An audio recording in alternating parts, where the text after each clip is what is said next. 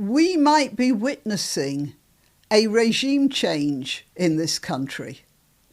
And it's all being triggered, in a way, by Lucy Connelly. Poor Lucy Connelly, an ordinary housewife, a childminder and carer of a husband with an awful illness. And she would never think that she might have caused a revolution, but it's quite possible that she has. White House pressures Starmer over Lucy Connelly, this article says in the Telegraph. The White House has said it's monitoring the case of Lucy Connelly in an escalation of free speech tensions with Sir Keir Starmer. You will remember that Sir Keir Starmer sat in the White House, in the, well, where was it, the Oval Office, whatever, and he sat back and he said, oh, we have freedom of speech in Britain, we've always had it and we'll have it for a long time more, or something, when Lucy Connelly was there in jail. State Department officials are examining the treatment of Connolly, the wife of a Conservative councillor who was jailed for 31 months over a social media post about the Southport attacks. And you will never convince me that the fact she is wife of a Conservative councillor, that this was an element in the sentence she got. Judges threw out an appeal brought by the 42-year-old last week, meaning she'll not be released before August. She was sentenced to almost 3 years, and a lot of legal people at the time said that they couldn't understand why the judge had been so harsh on her. And a lot of people are saying now they can't understand why the appeal is being so harsh on her. And the only conclusion anybody can come to is that there has been some political interference. Campaigners raised her case with Marco Rubio, the US Secretary of State, as part of a wider effort to challenge what they regard as draconian hate speech laws across Europe. The thing is that Europe is also shutting down. It's not just Britain. But we expect better from Britain because although speech has always been muffled in countries in the continent, Britain has always been a bit different. And this EU nonsense that we're being pulled back towards is part of our realigning with Europe, a realignment that we didn't want. Before I carry on, I'll tell you that I'm granniopteryx. Please like this video, please share it, and subscribe. If you're on YouTube, remember, you have to check you're still subscribed. Click that notification bell, of course. And if you want to contribute financially, that's nice. It helps me with my horses. I have one rescue and one that I ride, and I'm looking after them. So, it's always useful, a little extra money. What else? There's a sort of joke about owning horses. Can you make a small fortune out of a good horse? And the answer is yes, but you have to have a large fortune first. Okay, let's get on with it.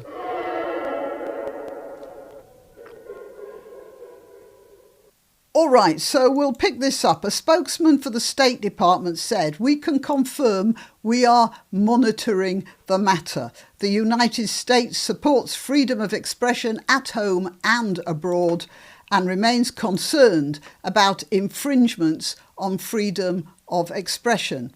Look, freedom of expression is the thing that makes a society really progressive, as opposed to the sort of progressive you get from all these, leftward-leaning people and organisations.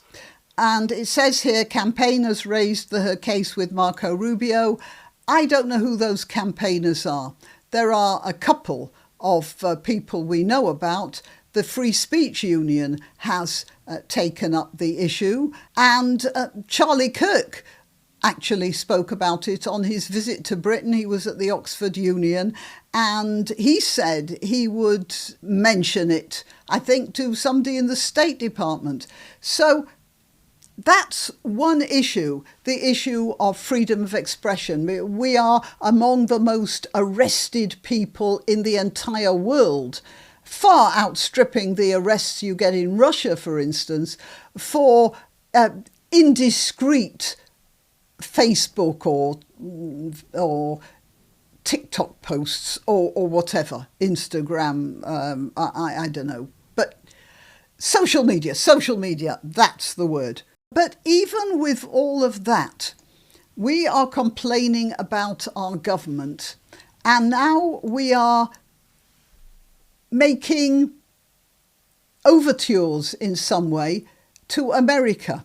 And that struck me as interesting. For instance, the people in France and Germany aren't making overtures to America about freedom of speech in their countries, or their dissatisfaction with their own governments. They're not asking for America's help.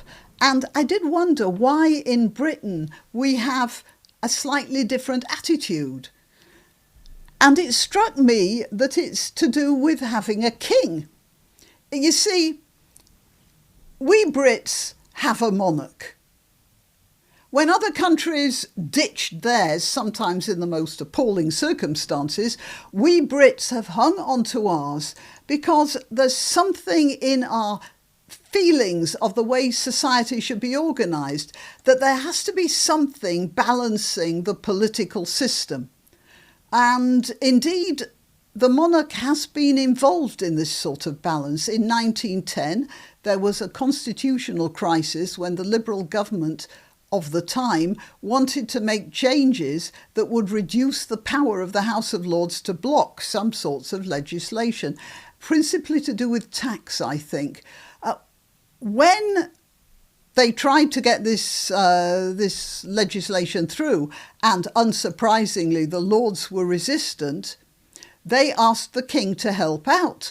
And King George V, then seeing the legitimacy of the government's cause and seeing that the government had a mandate, he then threatened to create a whole lot of Liberal Lords who would then pack the House of Lords with a majority to pass the law. The point I'm making is that the monarch still has a lot of powers, and we, the people, to coin a phrase, have relied on this to control a political system that may be getting out of control on its own. And that's fine, but the problems arise when the monarch won't shoulder this very onerous responsibility. So let's start with the government we've got now. It was elected on a 20% minority of the population. It's obvious that this government, doesn't have a proper mandate. And I think that the King should have said that when Starmer presented himself at the palace. The King should have said, "You don't have a mandate, we have to go and do this election again." But the King didn't do that. Now, the government we've got now, this minority government, is making the most appalling mistakes. It's, for instance, putting our foreign policy at risk with all this nonsense about Palestine, and it's being downright insulting to Israel. Now, Britain really does need Israel. It has military systems which Britain uses. It has medicines which prop up the National Health Service. And it has a huge industry in IT. And while David Lammy is being offensive to Israel, I'm not talking about kowtowing to Israel, I'm talking about diplomacy. And while David Lammy is doing the absolute opposite of diplomacy, the King's off on a trip to Canada. Now, what else is the government doing? It's taking us back to the EU in direct contravention of the demonstrated will of the people in one of the largest votes in modern history. It's going to wreck the ecosystem. Oh, our king's a big ecologist, isn't he? And yet European fishing is destroying the ecosystem of the North Sea, and the king's ignoring that, and our government is handing 12 more years of this to the EU. And then there's the farming industry, which is also going to be impacted by these agreements that the Labour Party are, EU by the back door. We get all the disadvantages of the EU and no voting rights. They, as I said before, they could tell everyone in Britain to wear a silly hat, and that would be the law, and we'd have no say against it. The government is now giving away the Chagos Islands, an amazingly important asset in the Indian Ocean, and they're putting us in debt for the next 100 years to do so. They're handing it to Mauritius, and at the same time they're handing Mauritius £100 million a year for the next 99 years. Mauritius is what amounts to a Chinese colony. Why are they doing this? And how can the king allow the British government to just ditch a British asset in this way? How can he allow that? And to cap it all off, of course, he is saying nothing about the politicised judiciary, which is ignoring the guaranteed freedoms of our country. And he's not saying a word about this. So from the point of view of protecting his people, and just remember this, technically, we're none of us British. We are actually subjects of a king. And the contract is, we are his subjects, and he is supposed to have our interests at heart and defend them against the political system. And our king isn't doing that. He just seems content to wear a pretty uniform and shake ambassadors' hands. And the funny thing is that we Brits, though, still believe in the concept of that secondary supreme power. So what have we done? Well, we've looked for another monarch, and it seems we've found one. It says here in the article that, as I said, campaigners have raised the case with Marco Rubio, the US Secretary of State, for all the world as peasants might petition the Grand Vizier or something. I've been unable to find who these campaigners are, but as I said, Charlie Kirk brought up the Connolly case during his meeting at the Oxford Union and said he'd be taking the story back to the State Department.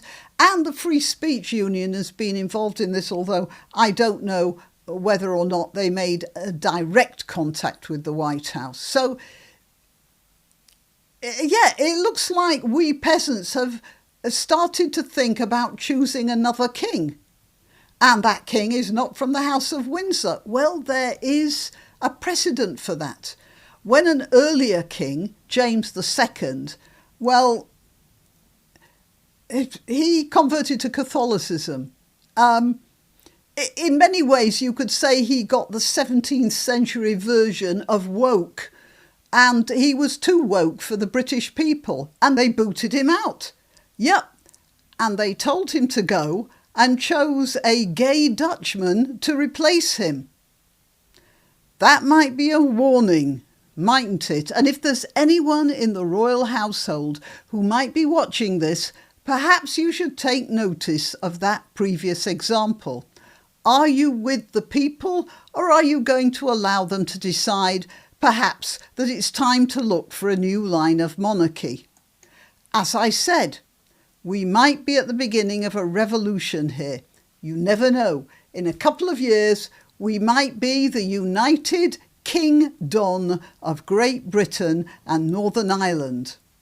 Am I joking? Well, time will tell. Till next time. You can help my channel by subscribing and clicking the notification bell. That's quite important. And by sharing if you're so inclined.